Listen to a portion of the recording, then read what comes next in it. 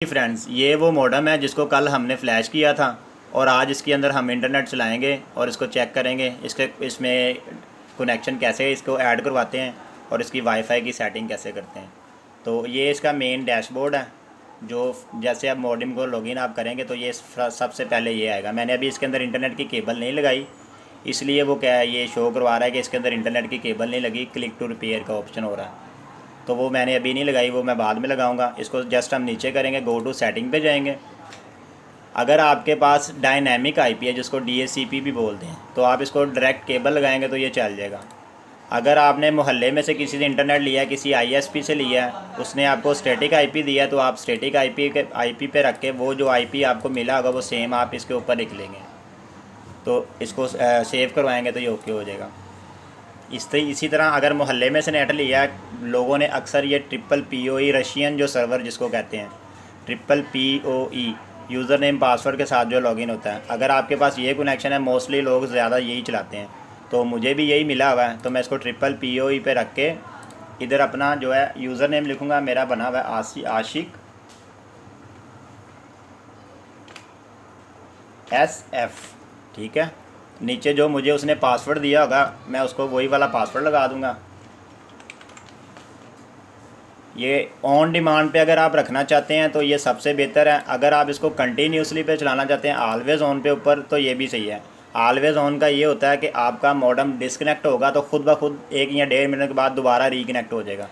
अगर आप इसको ऑन डिमांड पे चलाना चाहते हैं तो ये आप जितना इसके नीचे टाइमर लगाएंगे, फ़र्ज़ करें कि जैसे आपका मॉडेम डिस्कनेक्ट हो गया इंटरनेट के साथ या पीछे से उसका सर्वर वगैरह रीस्टार्ट हो गया, तो ये मॉडेम डिस्कनेक्ट होगा और ये 5 मिनट के बाद दोबारा इसको रीडायल करवा देगा। एक इसका ये फ़ायदा हो गया। दूसरा, अगर आप इसके ऊपर वाईफाई चला रहे हैं या कंप्यूटर चला रहे हैं, कंप्यूटर आपका ऑफ़ है या वाईफाई आपने ऑफ़ किए हैं, जो इसके ऊपर जब क्लाइंट शो नहीं हो रहे होंगे, जो सारे क्लाइंट डिस्कनेक्ट होंगे इसके ऊपर, जो आगे आउट के ऊपर चला रहे हैं, तो ये अंदर से मॉडेम जो है कनेक्शन को दोबारा बंद कर देगा। और जैसे ही आप इसको दोबारा ऑन करेंगे तो ये ऑन डिमांड उसी टाइम इसको रीडायल करवाएगा PPPoE को और दोबारा कनेक्ट करवा देगा। और ये टाइमर लगाने का मकसद ये है कि अगर आपका मॉडेम खुद ब खुद डिस्कनेक्ट होता है, आपका आप यूज़ कर भी रहे हैं तो डिस्कनेक्ट होता है, तो ये 5 मिनट के बाद दोबारा रीडायल करवाएगा उसको। इसका ऑन डिमांड का ये है। और मैनुअल पे आप एक दफ़ा कनेक्ट कर देंगे, अगर तो पीछे से डिस्कनेक्ट हो जाता है या केबल में कोई फॉल्ट आ जाता है तो ये दोबारा कनेक्ट नहीं होगा जब तक आप इसको दोबारा से कनेक्ट नहीं करवाएंगे। तो मैं आपको यही प्रेफर करूँगा, इसको ऑलवेज़ ऑन पे रखें। ये अपना यूज़र नेम पासवर्ड डाल दिया, PPPoE करा, इसको सेव कर दें। सेव करने के बाद आप इसकी एडवांस सेटिंग में जाएं। ये नीचे आपके काम की चीज़ें नहीं हैं, इसको फ़िलहाल इसको हम बंद कर देते हैं। यहाँ तक हमारा कनेक्शन डायल हो गया। ये IPv6 जो है ये आपके किसी काम का नहीं है। ये सर्विस अभी पाकिस्तान में इतनी ज़्यादा नहीं है, चल रही है, लेकिन ये इदारों में चल रही है, घरों में नहीं है। तो ये सेटिंग में हम दोबारा जाएंगे। अब हमने इसकी वायरलेस सेटिंग में जाना है। वायरलेस सेटिंग में जाके ये देखें, ये ड्यूल बैंड का मैंने आपको बताया था 2.4 गीगाहर्ट्ज़ का भी है और 5 गीगाहर्ट्ज़ का भी है। इधर मैं अपना नाम लिख देता हूँ, जो भी मैंने लिखना, मैं अपना नाम लिख देता हूँ मुबारक। इसके नीचे मैं पासवर्ड लगा देता हूँ। जो पासवर्ड आपको सूट करे आप इसके नीचे वो लगा सकते हैं। फ़र्ज़ करें कि जैसे मैं आर्जी तौर पे 1 2 3 4 5 6 7 8 पे रख देता हूँ। 8 डिजिट जो है पासवर्ड के वो लाजमी होते हैं और ये आपने लगाने होते हैं, चाहे कोई भी लगा लें, लेकिन आप याद रखें उसको। अगर भूल भी जाएंगे तो ये इंटरनेट के साथ लगा के आप अगेन इसको निकाल भी सकते हैं।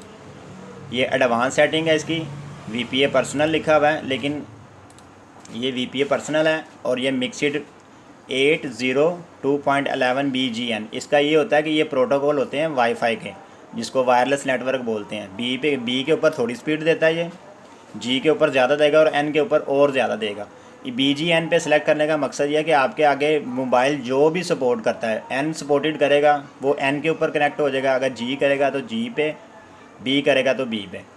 ये इसके चैनल हैं। मैं आपको यही प्रेफर करूँगा, इसको ऑटो पे रखें और ट्रांसमिशन पावर जो है ये हाई रखें, ताकि इसकी जो वाईफाई के सिग्नल थ्रू है वो ज़्यादा दूर तक जाए। ये ऑटो के ऊपर रखें, इसको ऑटो पे रहने दें, इसको 20 मेगाहर्ट्ज़ पे रख लें अगर आपने छोटी डिवाइसेस वगैरह यूज़ करनी है। अगर आपके पास 40 गीगाहर्ट्ज़ की डिवाइस है जो 40 गीगाहर्ट्ज़ को सपोर्ट करती है, तो फिर आप इसको ऑटो पे रख दें। तो ऑटो पे भी रखेंगे तो ये चलेगा। 20 पे भी रखेंगे तो चलेगा, लेकिन ये है कि फिर उसके ऊपर थोड़ी सी स्पीड का इशू बन जाता है। बाज़ 40 पे जो स्पीड है वो ज़्यादा जाती है और 20 पे थोड़ी कम होती है। ये इसको विजिबल रहने देना है, अनविजिबल नहीं करना। विजिबल करेंगे तो ये आपके फ़ोन के ऊपर इसके सिग्नल शो होते रहेंगे। अगर अनविजिबल करेंगे तो फिर आपको नाम टाइप करके, जैसे ये मैंने मुबारिक लगाया, आपको मैनुअल नेटवर्क ऐड करवाना पड़ेगा अपने मोबाइल या लैपटॉप जिस पे भी यूज़ करते हैं। यहाँ तक ये हो गया। ये 5 गीगाहर्ट्ज़ है, ये ऐसे ही रहने देंगे। मैं इसको भी पासवर्ड लगाता हूँ 1 2 3 4 5 6 7 8। अगर आपके पास 5 गीगाहर्ट्ज़ की डिवाइस होगी तो ये 5 गीगाहर्ट्ज़ उसके ऊपर शो होगा। अगर आपके पास 2.4 गीगाहर्ट्ज़ तो सारी होती हैं उसके ऊपर, तो ये लाजमी शो होगा। 5 गीगाहर्ट्ज़ जो अभी फ़ोन डिवाइसेस या लैपटॉप आ रहे हैं उनके ऊपर शो होता है। उसका बेनिफिट ये है कि अगर ये 100 MB तक, जो 2.4 गीगाहर्ट्ज़ है, ये मैक्सिमम 56 MB तक ये सपोर्टेड होता है डाटा ट्रांसफ़र करने में। जो 5 गीगाहर्ट्ज़ है ये तकरीबन 600-700 जो है MB तक ले जाता है इसको बनाने का मकसद ये था। IPTV वगैरह, ये सारे जो डिशेस वगैरह टावर पे चलती हैं वो ये 5 गीगाहर्ट्ज़ के ऊपर चलती हैं। इसी तरह इसकी सेटिंग है, ये देखें, इसका जो है ANACs है, AC सीरीज़ है, इतने बड़े चैनल इसके होते हैं।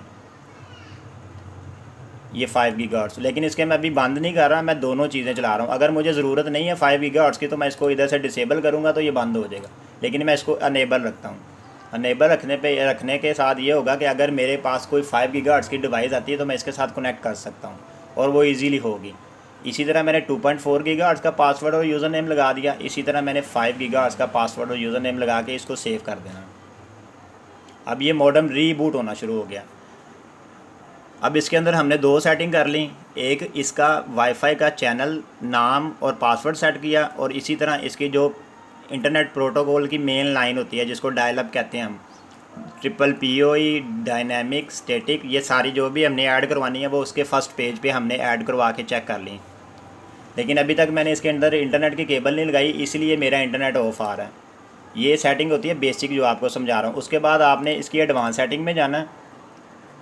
इधर QoS इंजन होता है। इधर आपको ये चीज़ शो होगी कि आपने किस डिवाइस को कितनी स्पीड देनी है।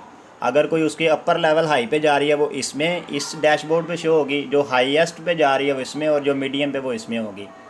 अभी इसकी हमें ज़रूरत नहीं है अभी, इसलिए हम इसको छेड़ नहीं रहे। ये स्टैटिक राउट होते हैं। ये बेसिक जो राउटर बना हुआ है ये प्रोफेशनल लेवल पे बना हुआ है। ये स्टैटिक राउट भी इस्तेमाल होते हैं, ये फिर आपको किसी वीडियो में मैं बताऊँगा। ये मैनेजमेंट में आए, ये सिस्टम एडमिन में आए, क्योंकि इसका बाय डिफ़ॉल्ट जो पासवर्ड है वो एडमिन यूज़र नेम है और एडमिन ही पासवर्ड है। तो मैं चाहता हूँ कि मेरा जो पासवर्ड है मैं ख़ुद लगा लूँ। ये ख़त्म हो गया, मैं इसके ऊपर बड़े लफ्ज़ों में एडमिन लिख देता हूँ। एडमिन लिख दिया। यूज़र नेम इसका एडमिन ही रहेगा, मैनेजमेंट सिस्टम। ये देखें ना, ये पहले भी उन्होंने एडमिन ही ऐड करवाया, ठीक है। इसमें मैं दोबारा एडमिन लिख देता हूँ, लेकिन वो कह रहे हैं कम से कम 6 लफ्ज़ हों या 15 हों जो करैक्टर होते हैं। एडमिन 5 है, मैं एडमिन 1 लिख देता हूँ। ये देखें, ये क्लियर हो गया। इसको सेव करवा देता हूँ। इसका बेनिफिट ये होगा कि अगर मेरे वाईफाई किसी के साथ कनेक्ट हैं तो वो उस बंदे को इसकी सेटिंग के बारे में पता है, तो वो इसको लॉगिन पेज के साथ लॉगिन करके मेरा वाईफाई पासवर्ड निकाल भी सकता है और मेरे राउटर को रीसेट भी कर सकता है। इसीलिए आप जब भी मॉडेम की सेटिंग करें तो उसके साथ ये अपना एडमिन का यूज़र नेम पासवर्ड लाजमन चेंज करें। तो आज तक इसकी बेसिक जो सेटिंग थी वो यही थी। अगर मज़ीद आप इसके लिए कुछ जानना चाहते हैं तो मुझे कमेंट्स में अपनी राय का इजहार करें, तो मैं इंशाल्लाह उसके ऊपर वीडियो बना के आपको उसके बारे में भी समझा दूँगा। ये अब मैंने बड़े लफ्ज़ों में एडमिन लगाया था, एडमिन 1। ये देखें, ये अभी ऑन हो जाएगा।